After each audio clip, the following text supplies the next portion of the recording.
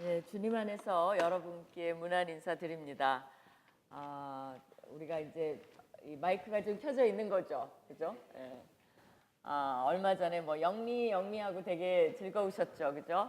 영미라는 이름이 유행을 했고, 근데 동계 올림픽이 끝난 지 얼마 안 되는데 이제 날씨가 4월로 접어들어서 벌써 올해도 3분의 1이 가고 있습니다. 믿어지십니까? 진짜 놀라운 일인 것 같아요.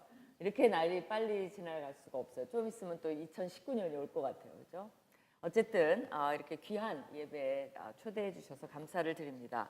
오늘은요, 여러분이 아마 좀 생소한 그런 주제이기도 하고 나랑 좀 거리감이 있지 않나? 뭐 이렇게 생각할 수도 있을 것 같아요. 근데 자세히 들어보시면 또 여러분 삶에 접목할 수 있는 그런 이슈도 있을 것 같습니다.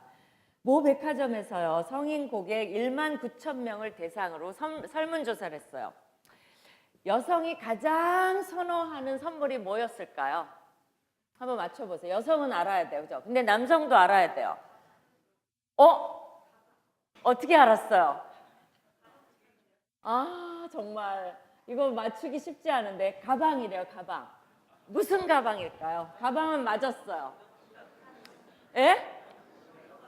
명품 가방이래요. 경험 있으시군요. 오케이. 무슨 백이냐면요, 그 명품 중에서도 샤넬 백이었습니다. 아마 여러분이 나 지금 머리가 이렇게 왔다 갔다 하실 거예요. 나 샤넬 백이 있나? 나 없는데. 나 그런 거 못 사는데. 어떤 분은 나 2개 있는데. 막 이렇게 여러 가지 나누실 텐데, 어쨌든 간에 일단 명품 하면, 명품 백 하면 떠오르는 것이 이제 샤넬이죠. 이제 지금은 굉장히 고급 이미지인 것이 사실입니다. 그리고 굉장히 비싸요. 근데 그러나 뭐 명품 중에서는 또 아주 고가는 아니에요. 그냥 명품에 속합니다. 근데 이제 샤넬이 패션에 남긴 업적은 대단합니다. 옛날에요, 여자들이 어떻게 하고 다녔냐면요, 이렇게 페리코트 입고 다녔어요. 기억나세요? 뭐 바람과 함께 사라지다 이런 영화 보면 이런 거 입고, 그다음에 콜셋으로 막 여기를 막 묶고, 그리고 막 숨도 안 쉬고 이러고 다녔어요. 얼마나 불편했겠어요. 이 여인이 1920년도에요. 그 샤넬 라인이라 그래서 무릎에서 5cm 내지 10cm로 해갖고 치마를 잘라버렸습니다. 그 충격을 여러분 생각해 보세요.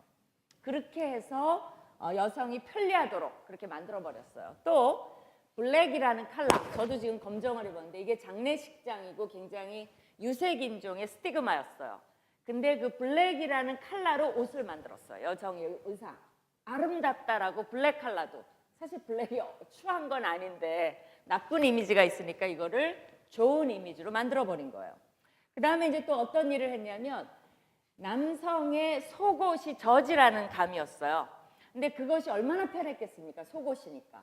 근데 그 저지로 여성의 겉옷을 만들어버렸어요. 얼마나 편했겠어요, 그죠? 이게 획기적인 거죠. 그러니까 이 여인이 하는 것마다 정말 뉴스를 장식할 만합니다. 그 다음에 이제 여러분이 좋아하시는 그 샤넬 백은 뭐냐면요, 2.5 백이라 그래요. 왜냐면 1955년에 이거를 만들었는데요, 다이아몬드 퀼팅 기법으로 유명하죠. 근데 원래 왜 그거를 만들었는 줄 아세요? 왜냐하면 이 퀼팅으로 이렇게 무늬를 내놓으면 조금 기스가 가도 몰라요. 그러니까 오래오래 쓰라고 그렇게 하기 위해서 그거를 만들었고요. 그 다음에 여자들이 이 호주머니를 만든 것도 이 여인이에요. 이렇게 가방 들고 다녔는데 그걸 과감하게 어깨에 매라. 왜? 손을 자유롭게 해야 활동성이 있잖아요. 그래서 이렇게 매게 된 거예요. 그리고 또 이 여인은 가짜 보석을 막 박았어요. 당시 귀부인만 보석을 할 수 있었는데 평민들도 가짜 보석으로 한껏 멋을 낼 수 있도록 한 겁니다. 그러니까 그렇게 해서 이 여인이 추구한 건 뭐냐면요, 강인함, 실용성, 또 여성의 몸과 실루엣의 가장 편안한 디자인, 아름다움과 우아함을 더한 것이 이 창업자인 가브리엘 샤넬의 정신이었습니다.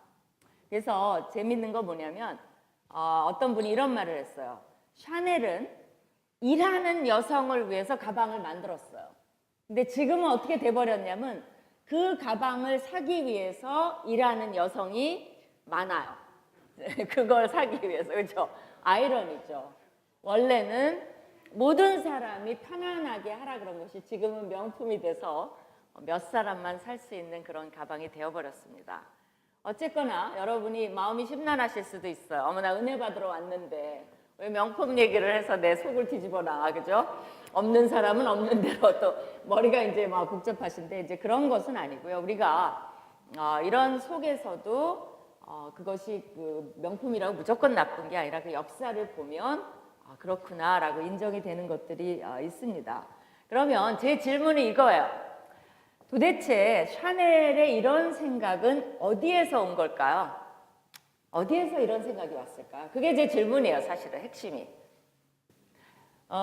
이렇게 물어보면 아마 여러분이 대답을 하실 수 있을 것 같아요. 샤넬의 이런 생각들은 누가 주신 걸까요? 맞아요? 하나님이 주신 거 맞아요? 맞습니다. 하나님이 주신 거예요. 그 얘기를 좀 해보자는 겁니다. 왜냐하면 믿는 사람이건 믿지 않는 사람이건 관계없이 하나님께서 인류에게 주신 일반 은총이라는 게 있어요. 하나님의 형상으로 인간은 다 지음을 받았습니다. 예외 없이. 그렇기 때문에 하나님이 창의성, 그죠? 지성, 이성, 예술성, 감각성, 뭐 실용성, 모든 좋은 것들은 다 하나님께로 나온 겁니다. 그래서 거기에 더해서 사실은 하나님도 의상에 관심이 많았어요. 최초의 의상 디자이너가 누구신 줄 아세요? 그렇죠. 아담 하와를 쫓겨내서 보냈을 때 하나님이 가죽옷으로 의상을 지어 입히셨습니다. 그 디자인이 궁금하지 않아요? 천국에 가면 아마 그 이렇게 이렇게 이그지비션 한 데가 있고 이렇게 전시관이 있고 거기에 그 의상도 걸려 있지 않을까 싶어요. 그러니까 천국 가면 가볼 데가 꽤 있습니다. 거기부터 들려서 의상, 왜 하나님이 최초의 의상 디자이너였다는 것을 생각해 보면 되게 여러분이 이제 감각이 와 닿으실 거예요. 그러니까 이것이 우리에게 가르쳐 주시는 하나님의 영성이에요. 영성이라는 것은 그렇게 추상적이고 감성적이고 물질에 관계없는 게 아니라 하나님은 지극히 물질적인 것에 관심이 있으십니다. 믿어지십니까? 제가 증명해 보일게요. 창세기 1장은 하나님이 뭘 만드십니까? 물질 세계를 만들어요. 동의하세요? 하나하나 뭘 만드세요? 물질 세계를 조성해 가십니다. 그죠? 거기서 하나님이 우리가 인간이 잘 누릴 수 있도록 마치 이것과 같아요. 아들, 딸이 결혼하면 뭐를 마련해 주십니까? 물건 보러 다니고, 물질 보러 다니죠. 또 아파트 보러 다니고, 그런 걸 사면서 기쁨을 누리듯이 하나님이 물질 세계를 잘 만들어 놓고, 아파트를 잘 조성해 놓고, 인간을 거기에 넣기를 기뻐하신 거예요. 그렇기 때문에, 창조를 가지고 하나님은 우리에게 다스리고 관리하고, 이용하고, 만들고, 창작하고, 새롭게 발전시키고 또 그 물질들을 유익하게 사용하고 누리고 그렇게 함으로써 삶의 질을 높이고 하는 것을 허용하셨고 권리를 주셨고 그것을 기뻐하십니다. 그렇기 때문에 생육하고 번성하라는 속에는 여러 가지가 다 들어가 있어요. 온갖 직업이 다 들어가 있습니다. 교육도 해라. 생육하면 살 것도 있어야 되니까 건축도 해라. 또 인간이 물물교연하지만 화폐로 거래하는 것도 그것도 하라. 또 뭐 광업도 해라, 어업도 해라. 먹고 살아야 되니까 새도 잡아서 먹고 살아라. 또 개발을 해라. 건물도 세워라. 이거 다 하나님이 허용하신 거예요. 그렇기 때문에 그뿐만 아니라 문화도 창조해라. 그림도 그려라. 원시시대부터 동굴에 가보면요. 그림이 그려져 있어요. 놀랍습니다. 그럼 예술 아니에요? 문화예술도 하나님께서 허용을 하신 거죠. 그렇기 때문에 하나님께서는 최초로 아담을 지으신 예술공예가, 에덴을 만드신 조경사, 아담을 수술한 마취의사, 맞아요? 또 거기서 뼈를 취해서 한 외과의사, 그 다음에 결혼 주선자, 맞아요? 아담이나 하와를 데려왔죠. 결혼 주례자셨습니다. 그러니까 하나님께서 철저히 일의 본을 보여주셨습니다. 그리고 창세기는 정말 성경에 나오는 육체의 일에 하나님이 시작을 보여주셨고 그렇기 때문에 6일 동안 하나님이 일하신 거예요. 일의 본을 보여주시기 위해서. 그리고 하루를 쉬신 겁니다. 하나님 쉴 필요 없어요. 근데 우리에게 일의 본을 보여주시기 위해서 하루를 안식하도록 하신 겁니다. 그러니까 이 중요한 건 뭐냐면 이런 모든 것들을 인간을 위해서 하나님께서 만들어주시고 본을 보여주시고 마음껏 너희가 하라고 허용을 해주셨다는 겁니다. 우리가 여기 앉아있는 이런 의자 지금 이런 것도 하나님이 인간이 이걸 어떻게 만들었지가 아니에요. 다 하나님이 주신 지혜로 만든 거죠. 그렇죠? 네? 그러니까 우리가 이렇게 편하게 있는 거죠. 지금 이런 시설도 보세요. 하나님이 주신 지혜로 다 이렇게 만들어낸 겁니다. 이게 일의 신학의 기본입니다. 그래서 오늘은 일의 신학의 기본 한 3가지 정도만 소개를 하고자 합니다. 첫 번째는 우리가 영성에 대한 개념을 바꿔야 돼요. 옆에 사람에게 한 10초만 줄 테니까 영성의 정의가 뭐라고 생각하는지 한번 나눠보세요. 뭐 혼자 있으신 분은 할 수 없지만 옆에 사람이 있으신 분은 나눠보세요. 영성의 정의가 뭐예요? 본인이 생각하시는. 나눠보세요. 영성의 정의가 뭐예요?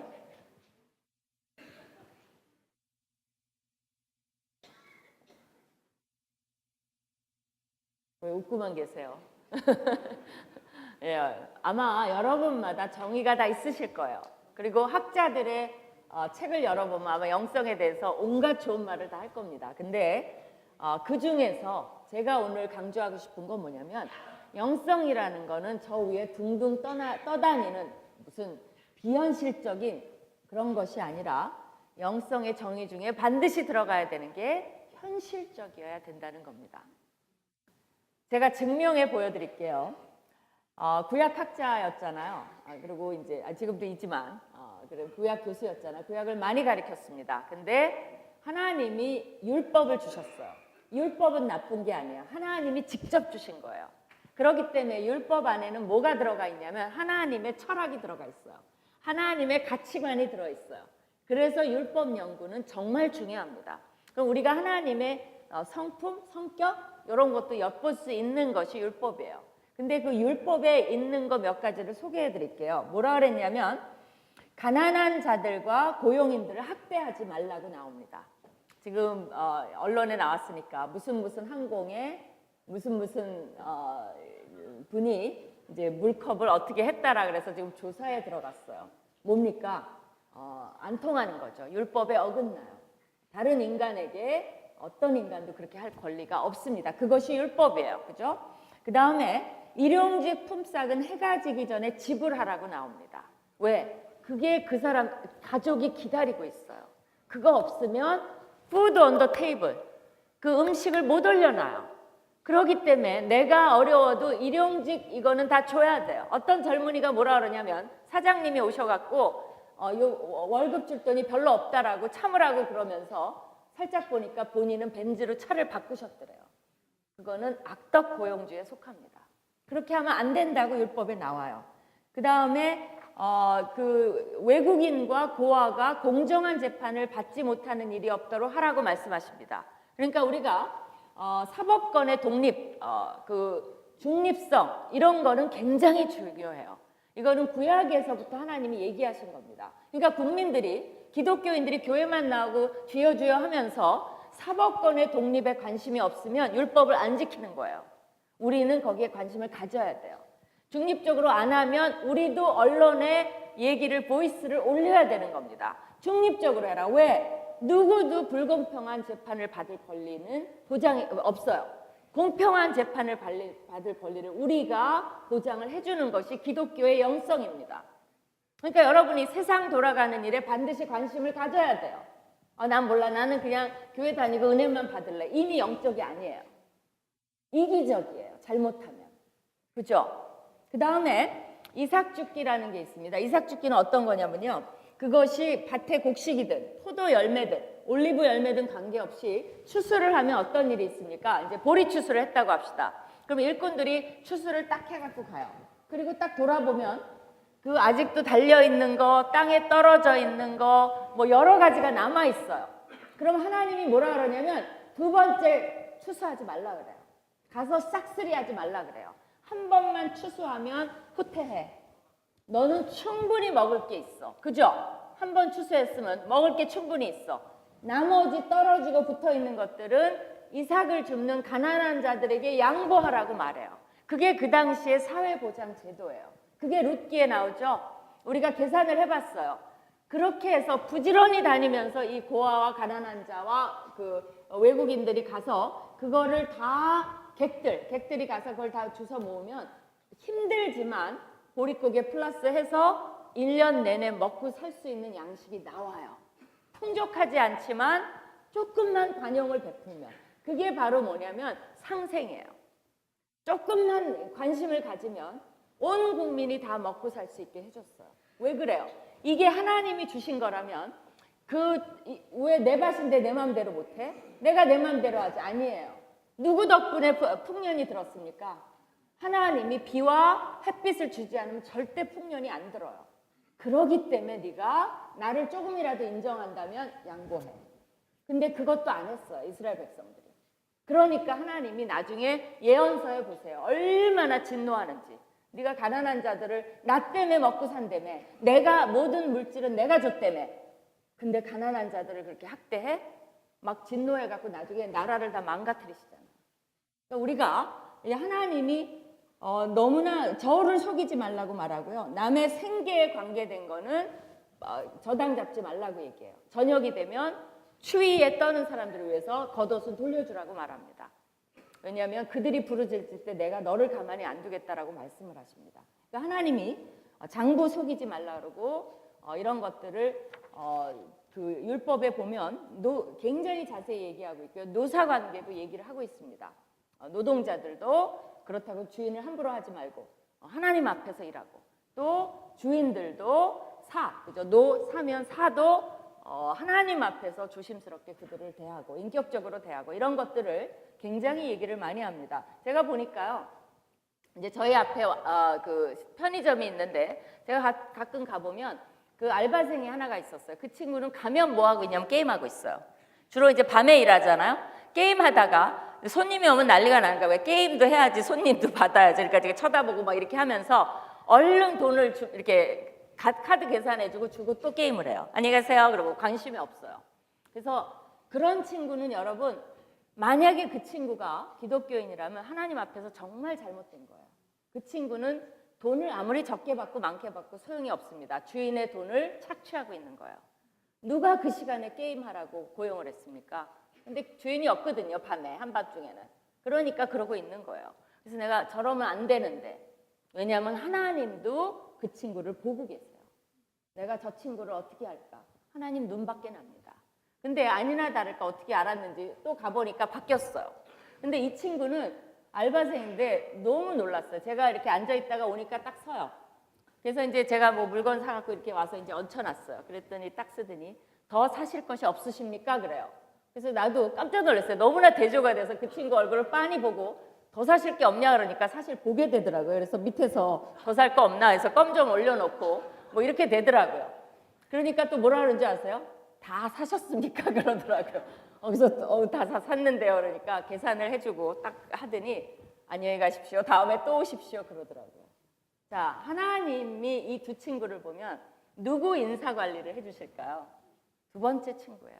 그 친구는 주인 앞에 충성된 친구이기 때문에 어떤 형태로든 하나님께서 인도해 주시고 복을 받을 겁니다. 왜? 하나님이 정말 그런 것들에 관심이 엄청 많으십니다. 그래서 우리는 우리들의 아이들도 정직한 노동을 하도록 키워야 되고 또 우리도 정직하게 밑에 사람을 대하도록 키워야 돼요. 이제 얼마 전에 어디라고는 말하지 않겠지만 이제 치킨 가맹점 사장, 그러니까 그 본점의 사장이 성희롱 사건이 났습니다. 그랬더니 어떤 일이 있었냐면 불매운동이 일어났어요. 불매운동 하다 멈췄습니다. 왜 그러냐면 불매운동을 하다 보니까 가맹점주들만 죽어요. 본사는 아무 그게 없어요. 돈을 다 내야 되기 때문에. 그러니까 이런 것들이 불공정한 거죠. 그러니까 하다가 안 된다 해서 가맹점주들을 살리자 해서 멈췄습니다. 그러니까 우리가 소비자로서 아무렇게나 하면 안 돼요. 뭐 어떤 데를 그런 것도 우리가 하나님의 원리에 의해서 기독교인들이 움직여줘야만 우리가 그런 물결을 통해서 정의를 이룰 수가 있어요. 하나님이 우리에게 기대하시는 거는 그런 겁니다. 그게 바로 영성이에요. 나 그런 거 몰라. 나는 그냥 하나님만 믿을래. 주여 주여. 좋아요. 그런데 하나님이 원하시는 변화는 일으킬 수 없는 기독교인들이 돼버립니다. 사회와 동떨어진, 사회에 아무 유익도 끼치지 않지만 해도 끼치지 않는, 중립적인, 별로 도움이 안 되는 그런 영성을 하나님은 그렇게 기뻐하시지는 않으세요. 우리에게 기대하시는 게 있어요. 그렇기 때문에 기독교인들은 세상에 너희를 이리 가운데 보냄과 같다 할 때는 뭘 기대하시는 거예요? 근데 보냄들이 다 도망쳐 나와. 그래서 교회에만 모여 있어. 안 돼요.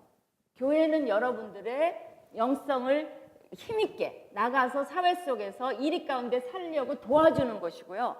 여러분은 이리 가운데 살아야 돼요.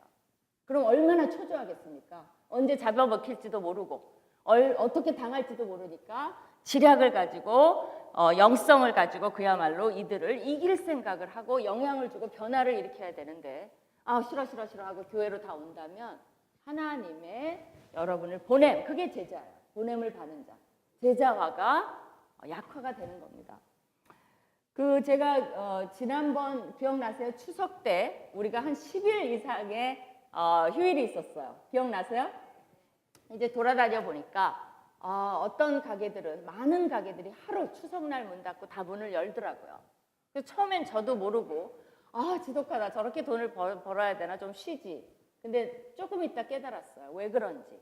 그분들이 왜 여는 줄 아세요? 그렇게 돈이 좋아서가 아니에요. 뭐냐면 그 10일을 문을 닫잖아요. 그러면 건물주에게 월세는 다 내야 돼요. 그럼 3분의 1을 돈을 못 법니다. 그럼 나머지 3분의 2의 돈을 벌어서 한 달 월세는 그대로 내야 돼요. 그러니까 이들이 피가 마르는 거예요. 문 열어도 손님 안 와요. 왜? 대부분이 외국으로 빠져나갔다는 소식이 막 들려요. 그러니까 그분들의 상실감을 느끼세요? 그렇게 해갖고 하루 쉬고 손님이 안 와도 피를 말리며 문을 열어요.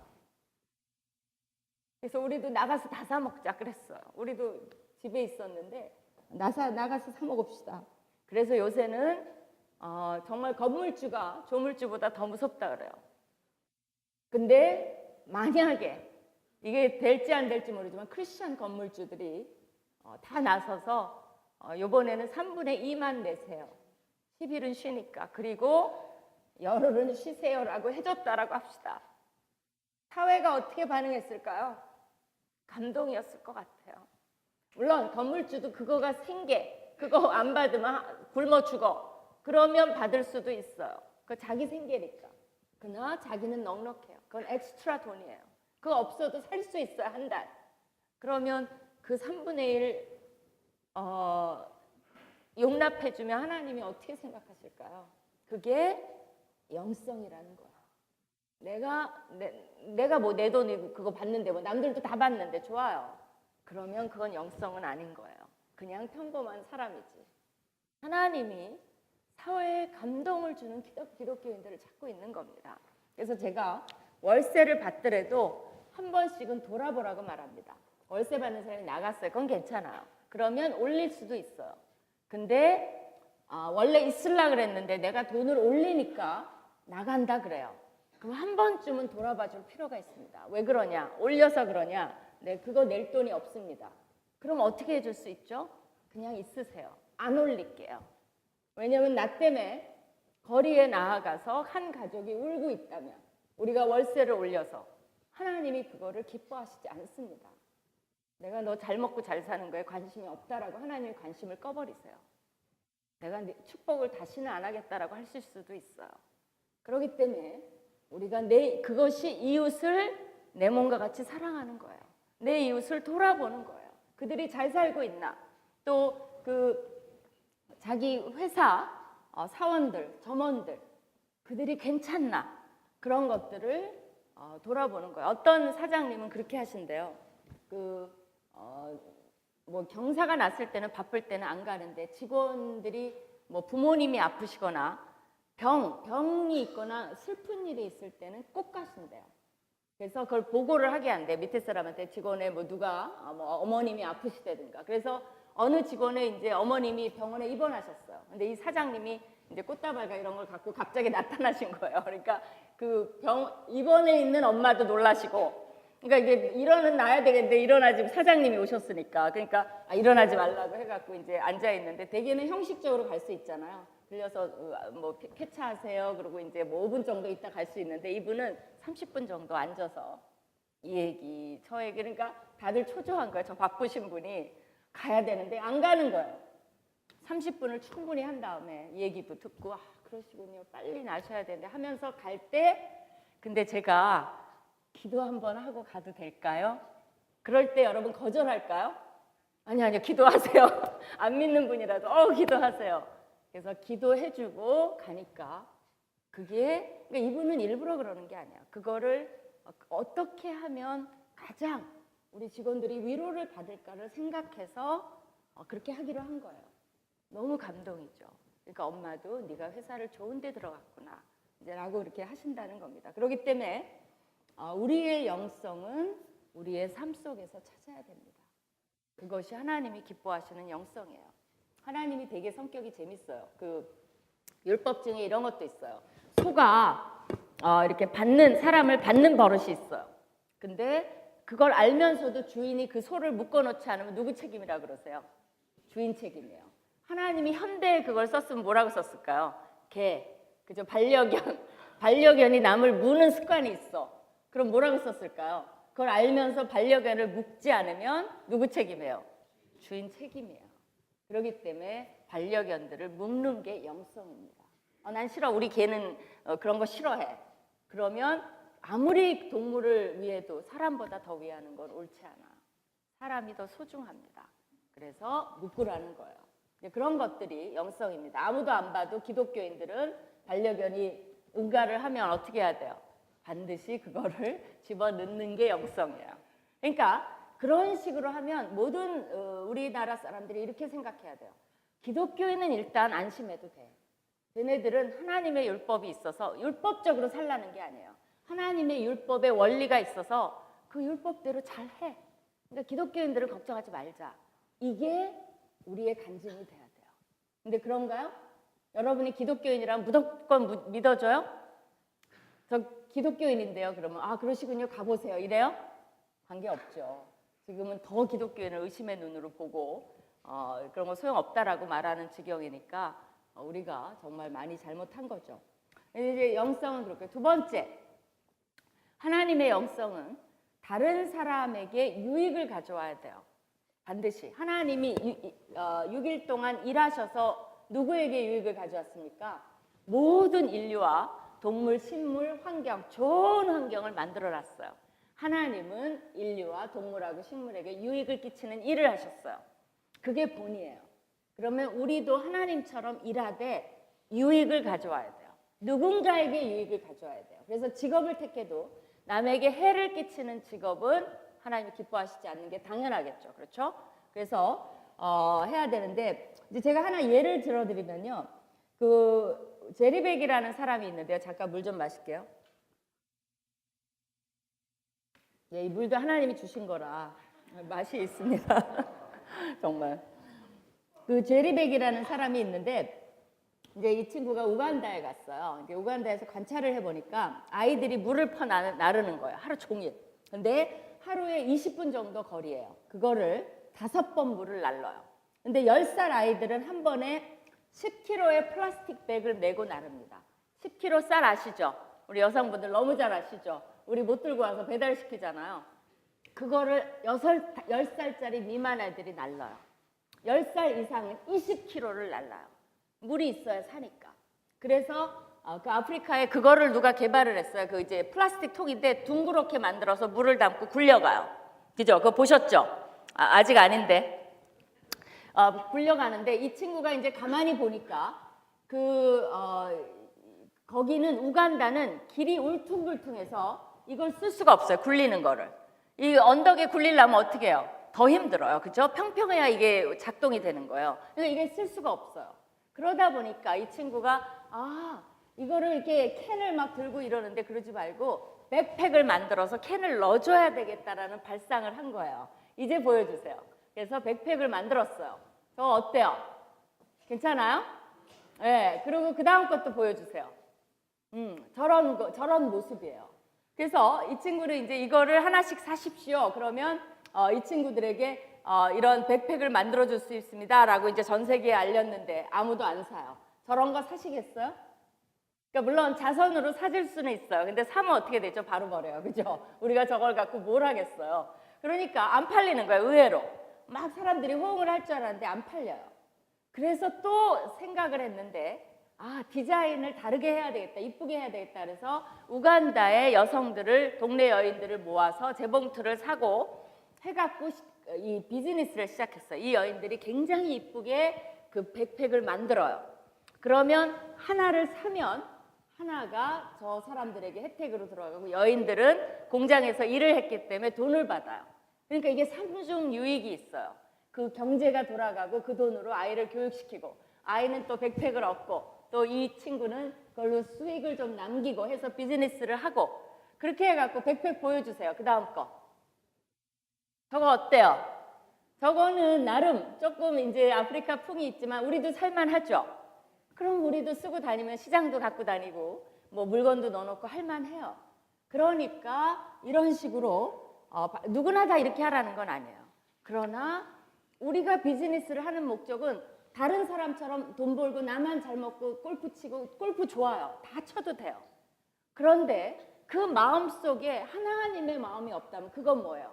내 비즈니스를 통해서도 누군가에게 도움이 가고 혜택이 가고 유익이 가고 조금만 더 남들보다 나누고 하는 마음이 없다면 그거를 기뻐하시지 않는다는 거예요. 내가 돈이 있어서 하나님께 감사함으로 이렇게 하면서도 누릴 수 있고 뭐 골프 아니라 뭐 전세기라도 사는 거 하나님 기뻐하세요. 왜?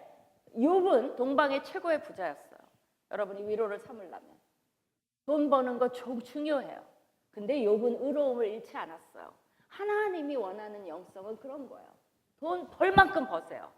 그러나 하나님 앞에 의로움을 잃지 않아야만 되는 것이 성경의 원리예요. 안 그러면 안 믿는 사람과 믿는 사람의 차이가 뭐예요? 없어요. 믿는 사람도 똑같아요. 안 믿는 사람도 생각이 똑같아요. 없는 거예요. 그거는 아무 차이가 없어요. 교회 나간다는 차이 외에 없습니다. 그렇기 때문에 사회가 감동이 없는 거예요. 제가 이번에 이제 중동에 갔다 왔는데 거기서 사업자 얘기를 들었는데 어느 분은 이런 거죠. 이 돈을 버는데 기독교인이시고 너무 좋은 분이에요. 근데 이분은 그런 생각은 못해요. 일은 일이고 비즈니스는 비즈니스니까 그 밑에 있는 이제 노동자들, 뭐 파키스탄이나 이런 데서 온 제3세계에서 온 노동자를 부리는데 엄청 학대를 하세요. 그래서 그들이 주인을 너무 싫어해요. 근데 그 돈을 막 벌어갖고 그리고 중간에 좀 계약도 좀 어기시고 해서 벌어갖고 이분은 또 뭐를 하시냐면 교회에 헌금을 많이 하세요. 그러니까 다들 그걸 좋다고 해야 될지 나쁘게 해야 될지 그러니까 방법은 아닌 거예요. 헌금을 하는 건 좋은데 방법이 아닌 거예요. 하나님이 거기서 차라리 그러니까 신명기에 이 말이 있더라고요. 개 같은 제가 한 말이 아니에요. 용서하세요. 이거 하나님이 하신 말이에요. 개 같은 자의 소득은 가져오지 말라. 저도 깜짝 놀랐어요. 그렇게 벌어서 가져오는 거 기뻐하시지 않는다는 거예요. 근데 또 한 분을 만났는데 이제 그분 때문에 이제 제가 가게 된 건데 그분은 선교를 하고 싶었는데 못했어요. 결국 비즈니스를 하게 됐어요. 그래서 그 이제 파키스탄에 같이 노동자를 해서 가보니까 우리 삼성 직원을 도와주고 있더라고요. 그 친구들이 뭐 대리미도 데려주고 뭐 그런 일을 이렇게 대행을 해주세요. 이분이. 근데 일꾼들에게 너무 잘해줘요. 제가 가서 봤어요. 눈으로. 일꾼들이 너무 행복해요. 그리고 그 돈으로 그 자기의 고국에 있는 식구를 다 먹여 살려요. 그리고 이들이 원하면 그 노동자 교회를 만들어서 하나님을 예배할 수 있게 해줘요. 그래서 저한테 물어보더라고요. 교수님 저 선교사 못 됐는데 이것도 선교 아닌가요? 그래서 제가 얘기를 해줬어요. 더 훌륭한 선교사십니다. 왜냐하면 거기에 일하는 일꾼들은 이 주인이 너무 좋아갖고 가족처럼 지내요. 얼굴도 해피하고 돈 번 돈으로 식구들 먹여 살리고 주일날에는 하나님을 예배하고 굉장히 기뻐해요. 그게 선교예요. 그러고도 이분도 돈을 벌어요. 그리고 그걸로 또 헌금도 하고 선교도 하고 좋은 일도 하고 본인들 자녀들 교육도 훌륭하게 시키고 그런 것들이 우리의 비즈니스의 비전이 돼야 되지 않는가라는 생각을 합니다. 제가 또 하나 사실 여기에 적어놓은 예화가 있는데요. 놀라웠게도 그 예화의 주인공이 다음 주에 오시는 분이에요. 그래서 다음 주에 누가 오시죠? 본죽 사장님이 오십니다. 저도 마카오에서 이분을 만나서 간증을 들었는데요. 다음 주는 정말 여러분 식구들이며 이웃들 다 데리고 오세요. 이분 간증은 정말 감동입니다. 왜냐하면 산 현장이에요. 본인이 어떻게 해서 그것을 하게 되고 철학이 뭐고 비전이 뭔가를 들으시면 제가 하고 그래서 예화로 저도 넣어놨어요. 왜냐하면 제가 하고 싶은 말을 이분은 실천하며 살고 있어요. 어마어마하게 지금 행복하고 어마어마하게 좋은 일도 많이 하시고 어마어마하게 선교도 하고 있고요. 한번 들어보세요. 그래서 제가 그 예화는 빼겠습니다. 기대하시라. 그죠? 기대가 됩니까? 그리고 저도 이 간증을 듣고 본죽을 꼭 사 먹어요. 안심돼요. 일단은. 그리고 원래 죽 좋아하잖아 우리. 그러니까 아프면 되도록이면 본죽으로 드세요. 뭐 죽을 먹어야 되면 본죽으로 하세요. 왜냐하면 이분 비즈니스는 그냥 비즈니스가 아니기 때문에 우리가 함께 동업에 참여하는 것도 될 수 있습니다. 그렇다고 또 안 믿는 사람이 죽 하시는 분도 많잖아요. 그분들 죽도 가끔 사주시면서 또 전도도 하시면 그것도 좋아요. 그죠? 우리가 그러니까 중요한 게 뭐냐면 내가 왜 이걸 하느냐 알고 나는 본죽을 살 수도 있고 또 아닌 걸 살 수도 있어요. 왜? 전도하기 위해서. 그런 내 마음의 동기, 철학, 나의 가치관 그런 것이 하나님과 일치돼 있냐가 우리의 영성의 한주서인 거예요. 그런 거 하나 관심이 없어. 물론 뭐 관심이 없는 사람을 뭐라고 하겠습니까? 그러나 관심이 없어도 될 거라고 생각했기 때문에 관심이 없는 사람도 많아요. 그러면 안 된다고 일깨워주면 관심을 가질 사람이 많은데 그걸 몰라서 관심 없이 사는 사람도 많아요. 그렇기 때문에 제가 그 일깨우는 일을 하는 겁니다. 관심 없이 사는 거 안 돼요. 그거 영성이 아니에요. 하나님은 현실에 뿌리박은 영성을 기뻐하세요라고 알려드리는 겁니다. 그렇기 때문에 여러분이 남편이 비즈니스 하면 그 월급으로 나는 너무 가서 샤넬 오늘 샤넬백 얘기 들어서 샤넬백 사야지 그게 아니고 남편 직장의 직원들을 돌아봐 주셔야 돼요. 내 직원들이 또 동료들이 또 내 밑에 있는 친구들이 일터에서 잘하고 있나 근심 걱정이 없나 행복해하고 있나 이런 것들을 돌아보는 영성이 필요하다는 겁니다. 세 번째는요. 그 하나님께 오늘 이제 읽은 구절인데요. 여호와 하나님이 아담을 이끌어 에덴 동산에 두사 그것을 다스리며 지키게 하시고 거기서 이제 다스린다는 단어가 그 히브리어 동사로는 아바하드라는 그 단어예요. 한번 하나 배워보실까요? 히브리어 아바하드 해보세요. 근데 이제 V 발음을 우리가 잘 안 하니까 그걸 B로 바꾼다면 아바드가 되는 거예요. 아바드 해보세요. 이제 그 동사는 일한다는 동사예요. 맞아요. work이에요. work. 일한다는 동사인데 그 동사에 또 다른 뜻이 있습니다. 그게 아바드가 레위기나 민수기에 많이 쓰였어요. 뭐를 쓰였냐면 레위 제사장이 성막에서 아바드 한다고 나와요. 그럼 성막에서 뭐 하는 거야? 하나님을 섬기는 거예요. 그죠? 섬긴다, serve 한다는 단어예요. 그거의 명사가 에베드예요. 에베드는 종이라는 뜻이 있어요. 그래서 에베드 아도나이 하면 여호와의 종이에요. 그러니까 종이라는 건 뭐예요? 일하는 사람이에요. 일은 뭐 하느냐면 하나님을 섬기는 사람이에요. 근데 하나님을 섬긴다라는 그 단어 뜻 자체가 뭐가 있냐면 예배한다라는 뜻이 있어요. 그래서 아바드라는 동사는 정말 신기해요. 뭐냐면 같은 동사인데 한쪽은 work이에요. 일한다. 한쪽은 뭐예요? 예배한다는 거예요. 그렇다면 우리가 이걸 통해서 유추해 볼 수 있는 건 뭐예요? 여러분이 뭘 통해서 하나님을 예배할 수 있어요? work를 통해서. 일을 통해서. 난 일하는데 직장 안 하는데 이건 직장의 신학이 아니에요. 일의 신학이에요. 주부도 일을 해요. 학생은 학생의 일을 해요. 이 세상에 일을 하지 않는 사람은 없어요. 죽은 자만 일을 안 해요.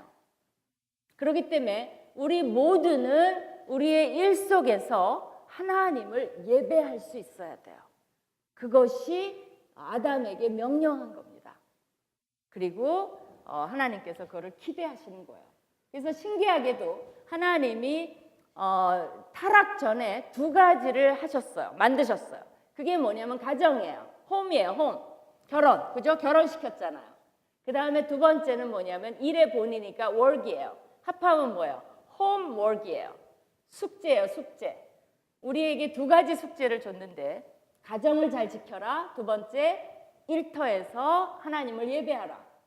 근데 지금 가장 공격받는 게 뭐예요? 이 두 가지예요. 그죠? 가정이 무너지고 있고 일터가 엉망진창이 되고 있습니다.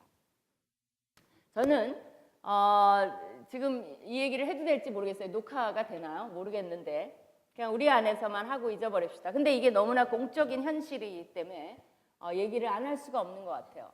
저는 이명박 대통령이 너무 안타까워요. 여러분 어떠세요? 너무너무 안타깝죠. 사실은 밝혀봐야 알 것 같아요. 근데 지금 뭐 막 나오는 걸로 봐서는 아주 100% 클린한 게 죄가 없느냐 그건 모르겠어요. 그죠? 많은 이제 질문이 들어요.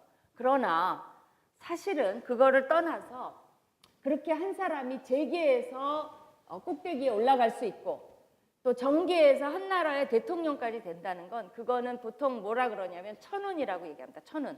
하늘이 주신 운이에요. 하늘이 주신 기회예요. 그러면 정말 이명박 대통령이 뭐가 부럽겠어요? 돈이 부족해요. 어떤 사회적 위치가 부족해요. 영향력이 부족해요. 제가 보기에 하나님이 없는 게 없는 복을 주셨어요. 그죠? 그럼 그걸로 뭐를 해야 돼요? 하나님을 예배해야 돼요. 뭐를 통해서? 그 주어진 일을 통해서. 그러면 대통령이 됐으면 정말 정의를 실천하고 그분이 대통령을 떠났을 때 온 국민이 슬퍼해야 돼요. 저분이 있었을 때는 저렇게 뇌물이 척결되고 저분이 있었을 때는 나라가 정비가 되고 부패가 없어지고 공무원들이 제자리를 찾고 온 나라가 어떻게 이렇게 발전되고 우리가 바라던 대한민국으로 업그레이드 됐느냐, 우리의 도덕관, 윤리관 모든 것이 이렇게 업그레이드 됐느냐, 그거를 얘기해야 돼요. 그래서 사람들이 웅성웅성해야 돼요. 저분이 왜 저러냐? 장로님이래. 교회 다니신데 그래? 그럼 우리 다음에는 꼭 장로님과 교회 다닌 분을 뽑자. 그래야 나라가 좋아질 거 아니냐라고 됐었어야 돼요. 맞습니까? 아닙니까? 그런데 한 어느 날 텔레비에 보니까 하루 종일 저분이 장로님이신데 왜 저러냐고 나와요. 하루 종일 안 믿는 사람이건 뭐건 거기 논평자가 다 그 말을 해요. 교회 다니시는 분 아니에요? 정직이 가온이라며요. 근데 교회 다니면 정직해야 되는 거 아니에요? 그 말을 하루 종일 해요. 제가 정말 억장이 무너졌어요. 그분도 너무 안타까워요. 하나님이 그 이후에 그러고 나오셨으면 돈을 못 보실까요? 하나님이 돈이 필요해? 더 줄게. 이때까지 네가 평생 번 거보다 네가 나에게 영광을 돌렸기 때문에 내가 너에게 더 준다라고 하실 수 있는 분이에요. 왜? 그러고 그 대통령을 그만두셨으면 연설을 하고 또 이런 교회에도 오시고 하나님께 막 영웅시 받는 오면 막 최고의 대통령이었다 박수를 쳐주고 그 돈 다 못 보실 것 같아요? 헐어요. 유엔에도 가시고 또 중동에 그동안 쌓아온 것도 가셔서 더 수주도 하시고 너무나 많이 하나님과 우리나라에 공을 돌리실 수 있는 분인데 정말 저는 다 무죄로 풀려나기를 원해요. 기도하고 있어요. 간절해요. 이건 정치 여당 야당의 문제가 아니에요. 너무 기독교인으로 안타까워요. 여러분이 남을 욕할 게 아니에요. 내 인생의 가치관, 내 일의 신앙, 주부가 돼도 달라야 돼요. 기독교 주부는 달라야 돼요. 기독교 엄마는 달라야 돼요. 일의 신학이 필요해요. 그렇다면 나의 삶이 달라지고 나의 삶의 구체적인 현장 속에서 우리의 영성이 전달돼야만 우리 사회가 우리한테 감동을 받지 아니면 교회는 교회고 사회는 사회고 따로 돌아갑니다. 우리는 세상에 보냄받은 사람이 아니라 세상 변두리에서 교회를 차리고 사는 사람들이 돼요. 어떤 선택을 할 것인가를 결정을 해야 됩니다. 마지막으로 제가 이제 그 한 사람을 소개하고 마칠 텐데요. 이 사람은 이제 빈센트 반 고호 얘기입니다. 제일 유명한 게 뭐예요? 별밤, 그죠? 뭐 유명 해바라기도 있고 뭐 여러 가지가 있는데 이 미국의 돈 맥클레인이라는 사람이 빈센트라는 곡을 발표를 했어요. 그래서 이제 그 노래가 유명하죠. 어떻게 되죠? 한번 해보세요. 그렇죠. 한 목사님 벌써 하시네. Starry, starry night. 그죠? 제가 하면 여러분이 괴로울 것 같아서. Starry, starry night, paint your palette blue and gray. 그죠? 그 다음부터 헤매요. Look out on a summer's day. 막 이렇게 하는 거 기억나세요? 되게 아름답습니다. 오늘 한번 가서 들어보세요. 저희 남편인 이제 박성민 목사님은 이게 이제 핸드폰 그거예요. 그 곡이에요. 근데 또 친구 목사님이 전화를 해갖고 왜 목사가 이런 가스펠이나 찬송가를 해야지 이런 곡을 하냐고 또 막 해서 우리가 정말 막 화가 났었어요. 왜냐하면 아까 뭐라 그랬죠, 여러분? 이 곡을 주신 분은 누구예요? 하나님이에요. 이 모든 지금 4차 산업혁명이 나서 그 로봇가 막 만들어지고 지금 어떤 세상이 펼쳐질지 몰라. 하나님이 놀래고 계실까요? 어떻게 저것들이 저렇게 인간들이 나도 모르는 걸 하네. 그렇게 하고 계실까요? 천만의 말씀이에요. 하나님이 잘한다. 더 해라. 지금 뭐 비트코인은 모르겠습니다만은 지금 그 뭐 플랫폼이 나오고 우버 막 이런 게 플랫폼이죠. 근데 그 플랫폼을 없애서 그 블록체인 있죠. 앞으로는 블록체인이 발달돼야 됩니다. 지금 비트코인이 놀라운 거 뭐냐면 그런 플랫폼이 없이 진행되는 블록체인 방법이기 때문에 비트코인은 모르겠어요. 그러나 그 블록체인은 개발을 시켜야 돼요. 왜 그러냐면 우버니 이런 데도 거기에 하면 우버 회사가 가져가는 돈이 있어요. 그렇기 때문에 그 회사는 부자가 되는 겁니다. 근데 블록체인이 되면 그런 게 없이 진행이 돼요. 그렇기 때문에 그 모든 돈이 거기에 참여하는 사람이 가져가게 돼 있어요. 그래서 그게 젊은이들이 눈독을 들이는 거예요. 왜냐하면 우버 같은 회사, 뭐 에어비앤비 이런 것도요. 에어비앤비 그러니까 가상은 아니죠. 그들이 있어요. 그래서 그 IT로 돌아가는 거지. 그들이 돈을 많이 법니다. 그들의 돈이 뭐 말도 못해요. 근데 젊은이들은 이걸 할 수가 없기 때문에 이 블록체인으로 하면 이런 게 없이 하나도 없이 돌아갈 수가 있어요. 그러면 젊은이들이 뛰어들 수 있어요. 중국에는 이미 그런 것들이 많이 진행이 되고 있습니다. 그러니까 우리가 이 돌파구 중에 하나가 전 잘 모릅니다만은 하도 그래서 좀 이렇게 들여다보면 그런 가능성이 있기 때문에 블록체인 하는 거예요. 그래서 비트코인 하나 때문에 이걸 죽이지 말라는 거예요. 여러분이 나 그런 거 몰라. 관심 있으신 분은 아셔야 돼요. 왜? 세계가 어떻게 돌아가는지 알아야만 우리가 기도도 올바로 해줄 수가 있어요. 기도도 좀 구체적으로 할 수가 있어요. 우리 젊은이들이 희망을 가질 수 있도록 지금 9.9%가 잡이 없습니다. 젊은이들이. 그럼 10명에 하나는 잡을 못 얻어요. 그게 사실은 실제보다 더 높다 그래요. 원래 통계 나온 것보다. 그러면 나라가 다른 방면을 찾아줘야 됩니다. 그러기 위해서 하는데요. 그러니까 이제 제가 남편한테 걱정을 했어요. 내가 나이가 들면 운전을 못하면 큰일 났네. 우리 어디로 이사 가야 되죠? 뭐 시내 가까운 데 있어갖고 거기만 걸어 다녀야 되나요? 뭐 이제 지하철도 타긴 타지만 그랬더니 남편이 걱정하지 말래요. 왜 그랬을까요? 제 나이가 되면 제가 이제 운전을 못할 나이가 되면 다 무인 자동차께서 해주십니다. 그러니까 여러분은 아무 걱정하지 않으셔도 돼요. 그러니 세상 그 하나님이 기뻐하실까요? 기뻐하시죠. 우리의 삶의 질이 높아지는 건 좌우지간 기뻐하세요. 그래서 제가 이제 어떤 교수님을 만났더니 그 분야에 좀 관계 있으신 분인데 그분이 그러시더라고요. 글쎄 앞으로 어떻게 될지 모르지만 인간은 놀고 먹고 기계가 다 일하는 세상이 오지 않을까. 그럼 이제 어떻게 놀고 먹냐가 이제 삶의 질을 결정하는 거죠. 그죠? 그러니까 점점 더 삶의 철학, 일의 신학 이런 것들이 더 필요한 시대가 오고 있습니다. 그죠? 근데 이제 어쨌든 빈센 반 고흐 궁금하시죠? 이분이 이제 정말 이 별밤이 유명한 건데요.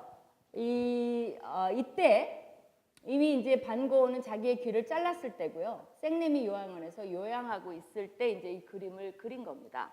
이 그림 지금 보고 계시죠? 어때요? 한번 감상해 보세요. 어떤 느낌이 듭니까? 그냥 아무 편견 없이 보면 움직이는 것들이 있죠, 그죠?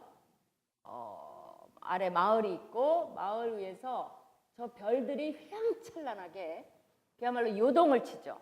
마치 예수님이 태어났으면 저런 밤이었을 것 같아요. 그죠? 온 세상이 요동을 치고 그 다음에 그 상수리 나무가 어때요? 그냥 하늘 위로 쭉 뻗어 있죠, 그죠? 마치 우주 또 자연이 별밤 하늘을 찬양하는 듯이 막 이렇게 뻗어 있어요. 사실 이 반고의 아버지도 목사셨고요. 이 사람도 아버지 마음에 들려고 목사를 이제 하려고 그랬었어요, 사실은. 근데 이제 거기서 이제 못하고 자기가 결국 이제 그림으로 하나님이 주신 자기의 고유함은 그림이잖아요. 800편을 그렸는데 일생 동안 한 편을 팔았어요. 한 편. 놀랍죠. 가난에 찌들었고 이제 너무 비참했고 이제 그런 사람인데요. 어쨌거나 당시에 이 사람이 제독교 교회에서 환영받지 못했어요. 그게 이제 왕따 된 거죠. 그리고 되게 이제 비참한 그런 삶을 살고 있었는데 이 반고흐는 정말 하나님을 만나기를 원했습니다. 못 만났다라고 생각이 들어요. 그러니까 많은 사람이 저거를 왜 그러냐라는 비평가들의 의견이 많이 있습니다. 근데 저런 자신의 작품 세계 또 자연 만물을 통해서 이 사람은 하나님을 만나려고 추구하고 있었어요. 근데 저 그림에 반전이 있습니다. 뭐냐면 아래 마을에 여러분이 한번 보시면요. 모든 마을에 불이 켜 있어요. 한 군데 불 꺼진 곳이 있어요. 어디게요? 교회예요. 그러니까 이분은 뭘 부르짖냐면 교회에서 하나님을 만날 수 없었다라고 생각을 합니다. 그래서 모든 것은 하나님을 만나서 자기도 그 컨택 포인트를 찾은 거예요. 근데 교회에서 만날 수 없었다. 당시에 그런 제도권 교회의 차가운 교리적, 어떻게 보면 잘못하면 율법적 이런 데서 오히려 하나님을 만날 수 없었다는 거예요. 저는 교회를 얘기하는 것이 아니라 저게 현재 잘못하면 기독교인의 모습이 될 수 있다는 거예요. 우리를 통해서는 오히려 하나님은 못 만나고 그냥 이기적이고 나만이 복받고 그죠? 그 다음에 세상에 관심이 없고 내가 잘 사는 한 it's okay고 라는 굉장히 오히려 인간미 없는 그런 기독교인의 모습이 되어가고 있지 않은가 우리가 보면서 오히려 저 별밤의 휘황찬란함과 우리가 함께 정말 세상을 지으신 만물을 지으신 또 인간을 지으신 그리고 그 인간이 그토록 구원을 받기를 원하신 그러기 위해서 아들을 희생하신 그리고 그 복음 뒤에는 너무나 풍성한 삶을 하나님이 주시기를 원하시는 그 하나님이 우리의 일 속에서 영성으로 메시지로 다 나타나기를 염원하는 것이 바로 저의 일과 Faith and Work 제가 그 기관을 하고 있는데요. 일과 영성의 신학의 기본입니다. 여러분 삶 속에서 정말 하나님께 영광을 돌리는 구체적인 삶의 모습으로 영성으로 사시기를 간절히 축원합니다. 기도하시겠습니다. 하나님 감사합니다. 하나님께서 저희를 창조해 주셨고 또 우주 만물을 통해서 또 지구를 통해서 우리가 이렇게 풍족하게 살 수 있는 가능성을 열어주셨음을 감사를 드립니다. 하나님 우리가 주님의 마음을 헤아리게 하여 주시고 주님의 뜻을 헤아리게 하여 주시고 우리의 삶 속에서 구체적으로 이런 모습들이 영성으로 드러나는 그런 삶을 살게 하여 주시옵소서. 기독교인들에게 감동을 받는 교회에게 감동을 받는 그런 모습으로 거듭나게 하여 주시옵소서. 여기 오신 분들 한 분 한 분 안수하여 주시고 그 가정과 자녀들과 손주들과 또 일터 위에 하나님께서 복의 복을 나려주시고 누구나 우리의 일터에 속한 사람들은 우리가 있기 때문에 더 행복하고 더 복을 받고 그들이 우리를 통해서 하나님을 볼 수 있는 그런 한 사람 한 사람 되게 하여 주시옵소서. 감사와 찬송을 돌리며 예수님 이름으로 기도합니다. 아멘.